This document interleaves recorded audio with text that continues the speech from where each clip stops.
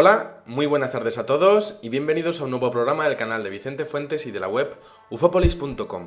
¿Han tenido alguna vez ustedes algún tipo de sueño premonitorio? La verdad es que no es un fenómeno del todo inusual. De hecho, médicos y psiquiatras nos recuerdan que en el mundo onírico se encierran la mayoría de nuestros miedos y ansiedades, esas dimensiones que en nuestra vida diaria no las vemos como una entidad propia, pero que suelen adquirir más relevancia cuando cerramos los ojos y empezamos a soñar. Bueno, soñar quizá, por ejemplo, con que suspendemos un examen el próximo lunes, quizá tener una pesadilla con que nos roban el coche. Bueno, también es probable y al final pueden acabar ocurriendo o puede que no, ¿no? Pero lo cierto es que los verdaderos sueños premonitorios son aquellos en los que de pronto acontece ante nosotros cosas que no tienen nada que ver con nuestra realidad cercana o cotidiana. Bueno, hay quien sueña con desastres naturales que a las pocas semanas pues ven las noticias, o quizá asesinatos que a los pocos años ocurren. Esto le pasó a un niño, por ejemplo, que estaba en coma con el asesinato de John Fitzgerald Kennedy. Bueno, las premoniciones realmente son un aviso previo de una dimensión a la que accedemos, o son una mera coincidencia. Bueno, el día 5 de septiembre del año 2001 hay un hombre irlandés que se llama Zach Martin que describe una visión en un sueño que es aterradora. Dice este hombre, y según sus palabras, la semana pasada tuve un presentimiento muy vívido de un avión, como un avión comercial de pasajeros, que se estrella contra un rascacielos y estalla en llamas. Bueno, este hombre dijo que aquello le parecía a Estados Unidos, decía que posiblemente podía ser Chicago. No olvidemos que Chicago es la ciudad con mayor concentración de edificaciones arquitectónicas altas de toda Norteamérica. Y bueno, pues resulta que decía un informe de Martin que fue enviado al registro de premoniciones psíquicas, que bueno, pues que se lo habían tomado bastante en serio. Bueno, este registro de premoniciones psíquicas fue creado por un hombre llamado J.C. Baker en 1967. Y claro, la idea de este hombre era muy simple pero muy buena, ¿no? Si un número considerable de personas describen situaciones similares, se podría construir un sistema de alerta temprana y prevención de desastres. Esto es algo que ya los gobiernos conocen perfectamente, porque cada vez que hay algún tipo de aviso de alguna premonición de alguna persona y se llega a enterar la embajada toma cartas en el asunto y desde luego pone a disposición de la seguridad todos los medios posibles para intentar evitar pues un asesinato o para, bueno, pues para intentar evitar cualquier tipo de catástrofe, ¿no? Bueno, cada día decenas de personas reportan tales hechos. Quizá ustedes han tenido también déjà vus, en donde también llegan a acceder a parte del futuro de su propia vida, pero lo normal es que la mayoría de estas premoniciones siempre caen en el olvido y son difíciles de confirmar, ¿no? Otras se materializan y claro, lo hacen además con una perfección asombrosa y llena de detalles, ¿no? Estas cosas cuando ocurren pues llenan periódicos, revistas, libros, sitios web de parapsicología y bueno, pues esto es bastante común, ¿no? Bueno, a lo largo de la historia tenemos diferentes ejemplos que son fascinantes, ¿no? Por ejemplo, tenemos a un hombre de negocios inglés que se llama J. Conon Middleton, que había reservado unos pasajes para un barco para él y para su familia.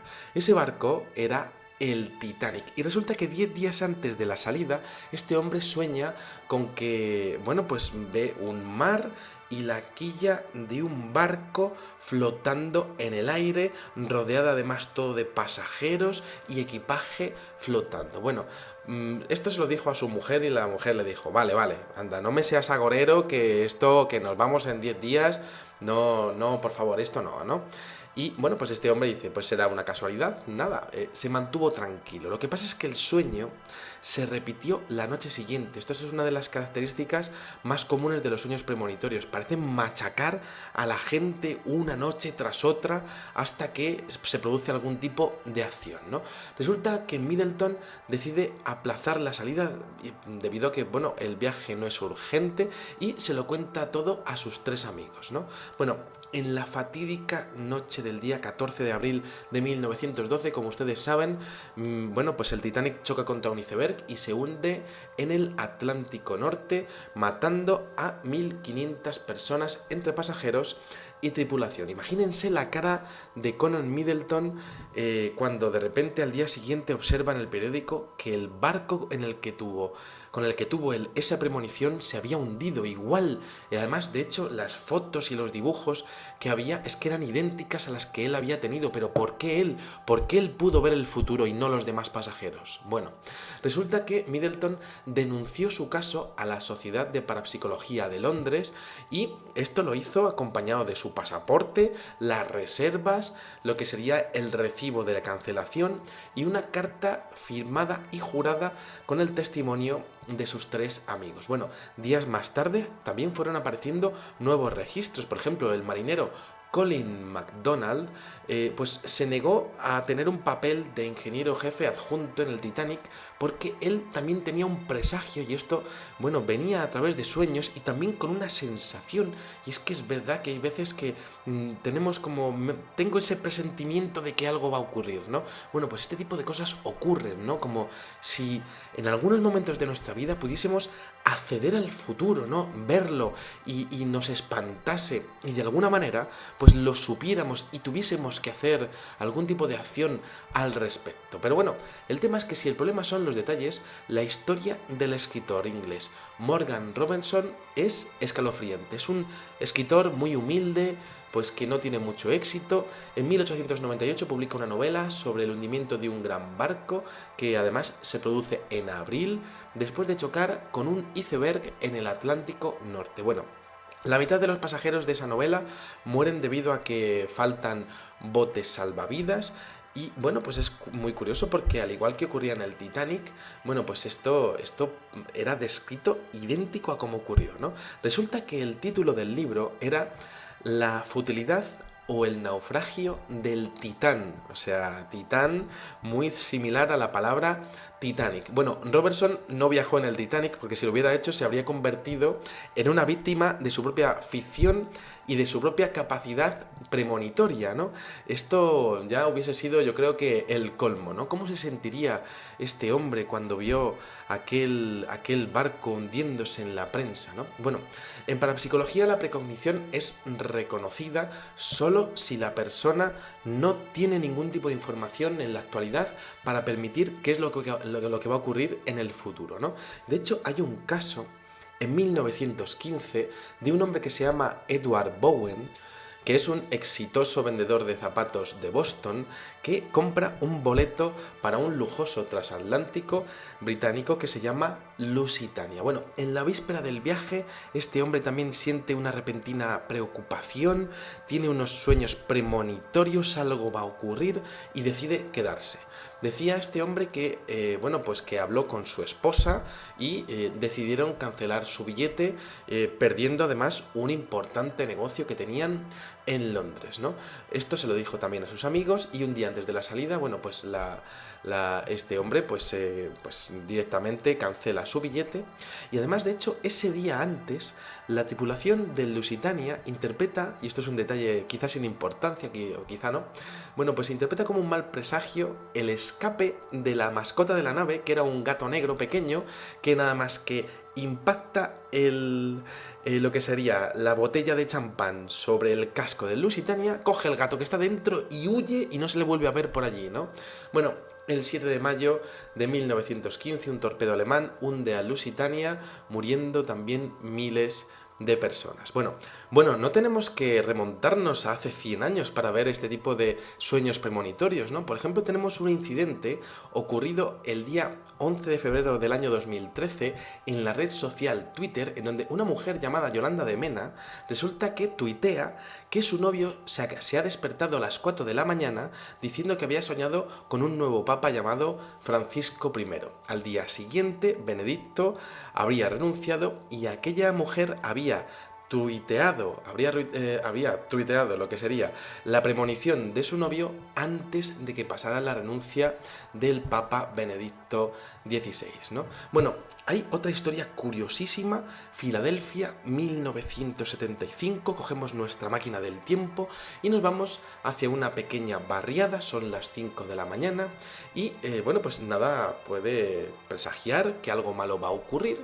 Sin embargo, la señora Marjorie corre en bata desesperada por la calle, ¿no? Y quiere llegar a la casa de su hija, ¿no? Y que, la hija vive bastante cerca, solo unos pocos metros más arriba de su finca de edificios, y ahí está la hija, que se llama Helen, de 26 años, vive en un pequeño apartamento, y entonces que, pues oye la puerta, muchísimos golpes con la puerta, y se asusta. ¿Qué pasa? Gira el pomo y aparece su madre, ¿no? Y claro, se sorprende aún más. ¿Qué haces aquí, mamá? Y no entiende nada, ¿no? La mujer viene corriendo, sudando y totalmente pálida, y le dice, pero ¿qué ha pasado? ¿Por qué estás aquí, no?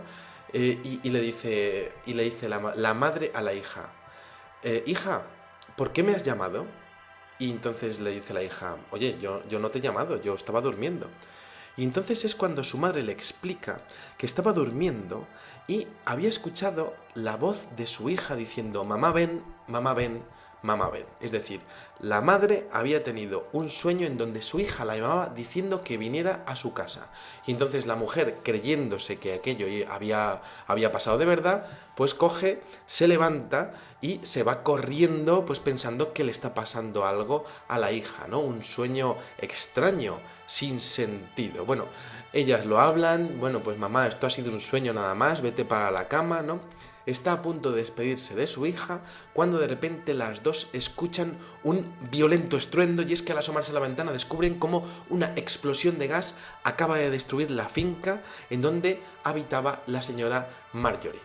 Más tarde, hablando con los bomberos, resulta que pues el epicentro, lo que sería el núcleo de la explosión, estaba muy cerca de la casa de Marjorie, ¿no? de la madre, y hablaban las dos con los bomberos que si esa mujer no hubiese salido de la casa por aquel sueño, pues evidentemente habría fallecido en la explosión. Esto es algo realmente curiosísimo, un sueño premonitorio en donde una mujer no sueña que su hija la llama, y entonces se lo cree, se va para allá, algo realmente increíble, ¿no? Hay otro caso curiosísimo, que es el del señor Jaime Castel, un empresario español que en 1979 sueña que una voz le dice algo aterrador. Le dice que no va a poder ver nacer a su hijo, que va a nacer en 3 meses. Un sueño agorero totalmente, ¿no? El señor Castel no cree mucho en estas cosas, pero como hombre precavido y en base al sueño tan lúcido que ha tenido, no duda en contratar la póliza de vida de seguros más cara que hay, ¿no? Aquel sueño le hizo pensar quizá simplemente en que estas cosas podían ocurrir, ¿no? Y que quizá más vale prevenir que curar. Así se lo dijo a su esposa y no le dieron más importancia, pero la fatalidad hizo que evidentemente pues aquel hombre pues chocase con su trabajo, con su coche volviendo del trabajo, ¿no? Y perdió el control del vehículo, chocó contra un muro, falleció, nunca llegó a conocer a su hijo, y pues la mujer pudo cobrar la póliza del seguro gracias al sueño premonitorio que había tenido su marido con su propia muerte, ¿no? Con esa voz. ¿Quién sería esa voz que le estaba diciendo que no iba a poder ver a su primogénito?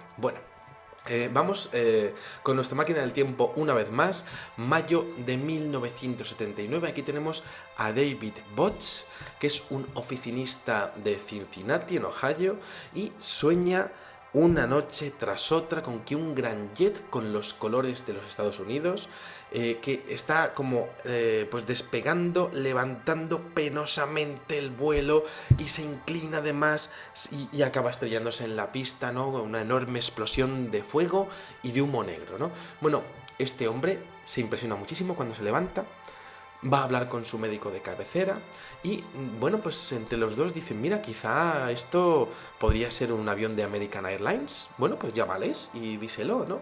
Y les llama y American Airlines dice, mire, pues nosotros tenemos un montón de vuelos al día y, bueno, pues tomamos nota, siempre tenemos nuestros protocolos de seguridad. Y este hombre, una noche tras otra, va teniendo ese mismo sueño con esa extraña inclinación del avión, con esa explosión, un accidente aéreo rarísimo, ¿no? Y resulta que el día 26 de mayo, en el aeropuerto de Chicago, un DC-10 de la misma compañía American Airlines se estrella brutalmente al momento de despegar, siguiendo el desarrollo exacto de los acontecimientos que había tenido el pavoroso sueño de David Booth. 237 personas encontraron la muerte en aquel accidente y claro, uno ve las fotografías y es que es exactamente lo mismo que contó en su testimonio American Airlines, ¿no? Pero bueno, si me tengo que quedar con un caso de sueños premonitorios, sin ninguna duda tengo que viajar hacia el Gales de 1960 a una pequeña localidad que se llama Aberfan y bueno, es uno de los acontecimientos más tristes y a la vez más inquietantes de la historia, ¿no? Bueno, aquí tenemos que el día 21 de octubre de 1966, bueno, pues ocurre algo en la mina de carbón que hay en esa localidad, una inmensa cantidad de toneladas de barro y de escombros de carbón, pues empieza a cubrir Aberfan en cuestión de minutos. Bueno, sin embargo, aquel incidente pudo haberse evitado. Bastaba con que hubieran hecho caso a todas las personas que habían soñado con el desastre días antes. Esto es algo que desde luego es algo único en la historia, ¿no? Bueno, empezamos hablando de una niña que se llama Eril May Jones, de 10 años. Sus sueños empiezan 15 días antes del desastre. Y esta niña relataba a su madre y a sus profesoras que algo negro y grande se abalanzaba sobre la escuela cubriéndolo todo. Bueno, esto podía haber pasado inadvertido, pero es que la niña, una vez más, lo sueña cada noche y lo cierto es que los compañeros de la niña también empiezan a soñar con lo mismo. Cerca de 128 niños contaban la misma historia días antes de que se produjese la tragedia, ¿no? Bueno, los profesores, por supuesto, no hicieron excesivo caso, pensaron que, bueno, que podía haber sido esto una moda infantil, ¿no? Pues una niña dice una cosa y los demás niños lo repiten, la psicología de lo que viene siendo la infancia, ¿no? Quizás si no lo dices, pues te quedas fuera, bueno, cosas así. Pero el caso es que aquello quedó como antecedente, pero ¿eran los niños los únicos que estaban viendo lo que iba a pasar en Aberfan con aquel terrible accidente? Pues no, en absoluto, porque resulta que hay diferentes casos, como por ejemplo un empleado retirado de la línea ferroviaria del sur de Inglaterra, por tanto lejos de la localidad de Aberfan, que tiene sueños y además visiones a partir del día 14 de octubre. Él lo asociaba a carbón, lo tiene clarísimo, es carbón, algo relacionado con el carbón, que va a suceder, muchísimo carbón y un pueblo, ¿no?